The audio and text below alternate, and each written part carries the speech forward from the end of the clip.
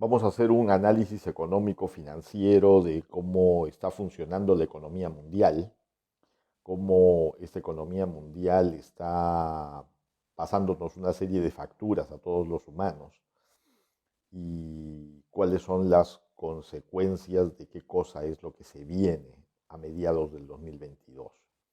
Efectivamente, a mediados del 2022 podemos ver que esto no ha cambiado, que venimos en medio de un proceso desde antes del 2019 de inicios de un reseteo económico, que el 2020 se acentuó o arranca con un reseteo económico mundial.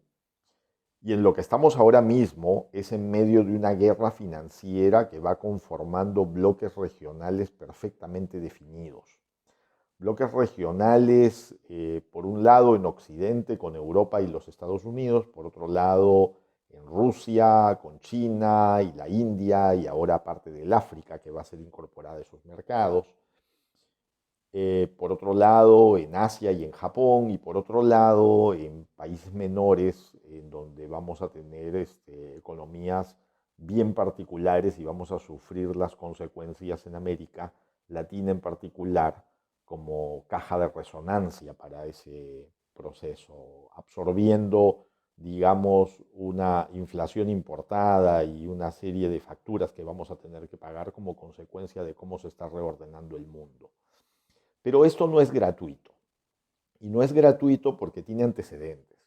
Y el antecedente principal es un sistema financiero colapsado que está basado absolutamente en deuda procedente de un dinero fiat que no tiene valor, que no tiene sustento, que no tiene respaldo, y que además de no tener respaldo ha sido emitido y afiebradamente, es decir, afiebradamente han utilizado las maquinitas para generar no solamente rescates financieros, no solamente utilización política de la economía en el proceso, sino también han generado una serie de burbujas en el mundo, burbujas en la bolsa, burbujas financieras, burbujas económicas, burbujas en las propias cadenas de suministro.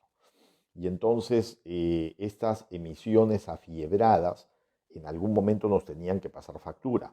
Ahora, estas emisiones afiebradas además han sido, digamos, multiplicadas por los estímulos económicos que han tenido que tener los estados o a los cuales se han visto obligados los estados en estas emisiones para poder hacer, digamos, paliar la economía durante la crisis del coronavirus, donde hubo que cerrar los mercados. Entonces, venimos de ese escenario, venimos de un escenario donde hay un sistema financiero basado en deuda, absolutamente colapsado, que tiene problemas y que ha sido inundado de masa monetaria. Al inundarlo de masa monetaria, pues el dinero vale menos, los precios empiezan a subir, pero no es la única causa que genera la inflación. La inflación tiene varias causas. Existe también, por otro lado, un shock de oferta. Es decir, ya no se producen los bienes, se siguen demandando, por lo tanto los pocos que se producen pues van a tener un precio mayor y entonces, porque acuérdense que lo que se coloca al mercado es a precio de reposición, con lo cual hay una distorsión en los precios y hay un componente de oferta. En algunos lugares más marcado que en otros, en Europa, por ejemplo, esto se va a ver de una manera mucho más cruda que en los Estados Unidos, y en el mundo lo vamos a ver porque como consecuencia de todo esto vamos a terminar importando inflación en América Latina, ¿no? Este sistema a la vez ha sido, digamos, ha coexistido con una crisis en las cadenas de suministro acentuadas por el coronavirus. Es decir, ya antes del coronavirus las economías no andaban bien, las economías de hecho andaban mal, los crecimientos no eran los crecimientos esperados, los crecimientos eran cada vez más pequeños, las economías crecían menos, las cadenas de suministro cada vez eran más frágiles y cuando vino el coronavirus y hubo una encerrona, las cadenas de suministro se rompieron. El costo de los contenedores se multiplicó varias veces. Entonces un contenedor que antes costaba $800 pasó a costar $18,000 y entonces se encareció totalmente los productos que podías importar. Por otro lado, no habían rutas, es decir, había una serie de rutas quebradas y las cadenas de logísticas, las cadenas de suministro fueron rotas y aún no han podido recuperarse, ¿no? Más ahora que ahora, actualmente, el 2022, hay un nuevo cierre en China y estos nuevos cierres han generado pues distorsiones adicionales a estos procesos. Como consecuencia de esto, lo que tenemos es una inflación galopante, una inflación muy grande que es mucho más alta que lo que los órganos oficiales nos quieren hacer creer. Es decir, nadie en su sano juicio cree que en los Estados Unidos la inflación es 8.6%, porque la inflación en las calles es mucho más de 8.6%. Igual pasa acá, se nos dice que la inflación es del 9%, 8%, y sin embargo lo que la gente siente en las calles es un 15, 20 o 25% de aumentos en los precios. Y entonces la inflación es mucho más alta que la inflación oficial que se nos quiere hacer creer, por un lado. Por otro lado, esta inflación, para ser controlada, ha intentado ser controlada con los bancos centrales, con las técnicas tradicionales, ¿no? Y la técnica tradicional es subir las tasas de interés. Cuando los bancos centrales suben las tasas de interés, lo que hacen es encarecen el crédito y por lo tanto hacen que ya no siga la fiesta de los créditos y la fiesta de tomar hipotecas y la fiesta de seguir gastando, porque el crédito es más caro. Si el Banco Central encarece la tasa, para los bancos pues trasladan esa tasa con un mayor valor al público y entonces los bancos privados encarecen el crédito como tal. Pero por otro lado, al aumentar las tasas también hacen atractivo el irse a plazo fijo, entonces los bancos recogen dinero. Entonces los bancos centrales lo que hacen es enfrían la economía tratando de recoger dinero. Y eso funciona en condiciones normales, pero ahora tenemos unas condiciones que no son normales, condiciones que permiten haber ralentizado las economías, condiciones que tienen cadenas de suministro rotas, no son condiciones de mercado normales en el proceso. Y estas subidas de tasas sin algún cuidado podrían generar eventualmente acentuar procesos que nos lleven a una recesión. De hecho, ya se está hablando de que estamos llegando a una recesión en la economía americana y que la recesión en Europa es absolutamente inevitable porque además ellos tienen un problema estructural con la energía y tienen un problema de shocks de oferta que no han sido resueltos y una dependencia rusa que no han podido, digamos, superar, arreglar o prever en su momento, ¿no? Y que hoy día les va a pasar inevitablemente la factura, llevándolos a costos más altos y a un manejo de la inflación que no puede ser solo corregida con tasas de interés. Si a eso le suman de que los bancos centrales han seguido comprando para rescatar a sus pares o para rescatar a sus economías, a los gobiernos, mejor dicho, más que a las economías, para rescatarlos han seguido comprando deuda pública, es decir, han seguido comprando bonos nacionales. Entonces esta compra de deuda pública basura hace que en lugar de achicar los stocks de los bancos centrales de esta deuda, pues los agranden hasta máximos históricos, ¿no? Entonces los balances de los bancos tienen que limpiarse en algún momento. El Banco Central tiene que limpiar sus balances y dejar de comprar deuda basura, dejar de financiar alegremente a gobiernos que además no hacen la tarea. Esto se ve más claramente en Europa con el rescate que está haciendo el Banco Central Europeo a España e Italia, que no hacen claramente la tarea y que sin embargo pues siguen siendo alimentados de dinero que se emite y son miles de millones de euros que se colocan en esa economía y que lo que va a terminar haciendo es generando más inflación. Igual pasa en la economía americana, igual pasa en todos nuestros países en donde se compra bonos del Estado que sabemos que son bonos basura y que no tienen pues ningún fundamento y que pues eso no ayuda a mejorar la foto de la inflación tampoco y es una factura que al final tenemos que pagar todos los humanos de a pie. Entonces los humanos de a pie vamos a tener que pagar toda esta factura y esta factura es inevitable y nos va a llevar al borde de una recesión donde no todos van a poder sobrevivir. Algunos sobrevivirán con algunos cuidados, otros no van a poder sobrevivir. Y, y, y en ese contexto existen una serie de armas de componentes que se derivan de esta guerra financiera y que tienen que ver con cosas que desestructuran ciertos componentes económicos que mueven todo el mundo, ¿no? Uno de estos procesos es la invasión rusa a Ucrania, ¿no? La invasión rusa a Ucrania no es ni remotamente la causa, es simplemente un instrumento o parte de un instrumento de esta guerra entre economías de bloques. Esta inflación ha generado problemas en los suministros de petróleo. Europa tiene un serio problema energético y una altísima dependencia de gas ruso. Lo necesita. Por otro lado, Rusia tiene de alguna manera la sartén por el mango. De alguna manera las sanciones económicas no solo no han funcionado, sino que creo yo que en el mediano plazo han fortalecido la economía rusa como tal. Y las sanciones económicas no han tenido fundamento porque además el 80% de las materias primas rusas se mueven a través de brokers suizos y entonces prácticamente hacerle sanciones a ese otro 20% no tiene sentido, no hace el efecto que uno necesita, por un lado.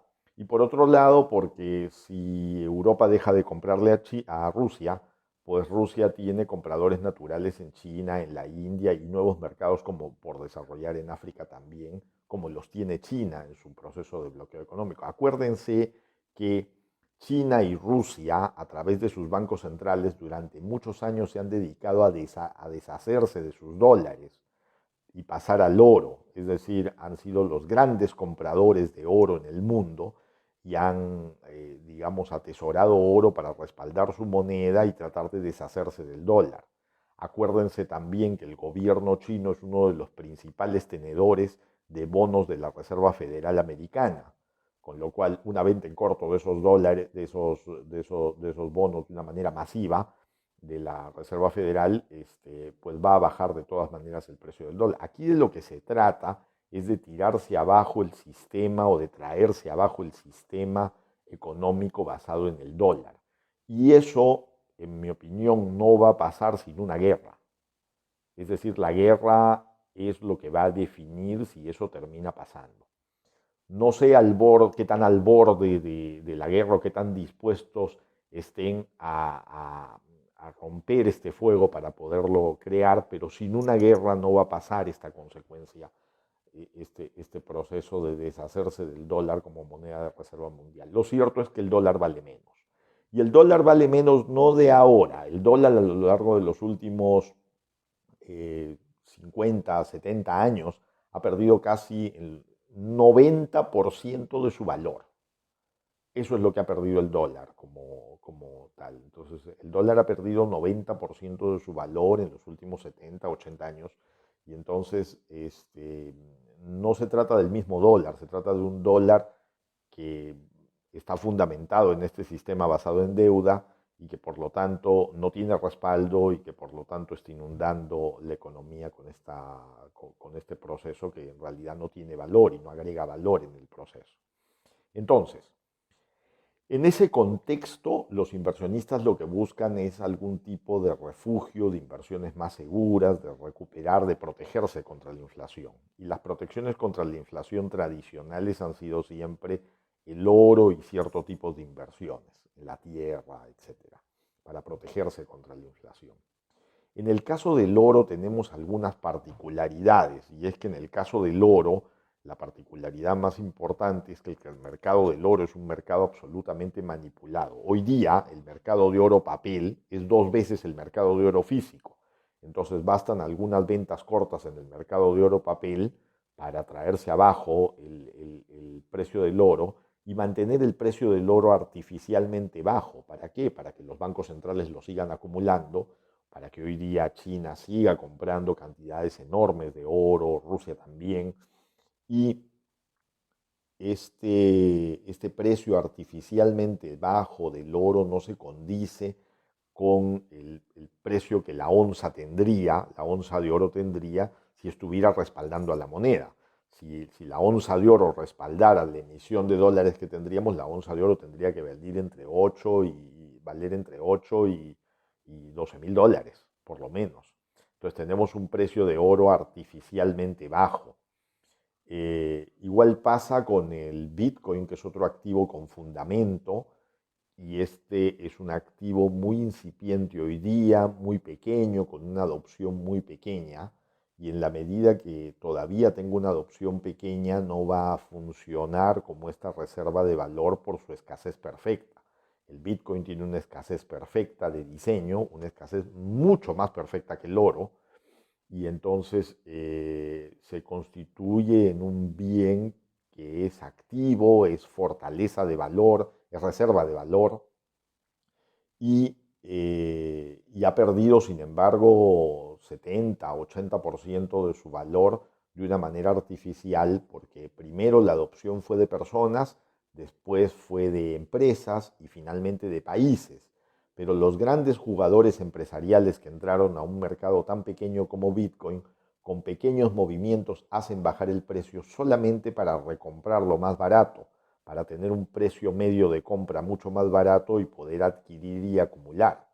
Este es un activo que, si llegara a tener la adopción que tiene el oro, que tampoco es grande, es una adopción pequeña, si llegara a tener la adopción que tiene el oro, este, que llega a ser un, un décimo de la adopción del oro y hasta menos, entonces si llegara a tener la adopción del oro sería un activo que está entre 1 y 5 millones de dólares. Entonces cuando tú ves un Bitcoin en 19.000 dólares, lo que ves es 1 millón de dólares caminando que hoy día pueden adquirirse por 19.000 dólares.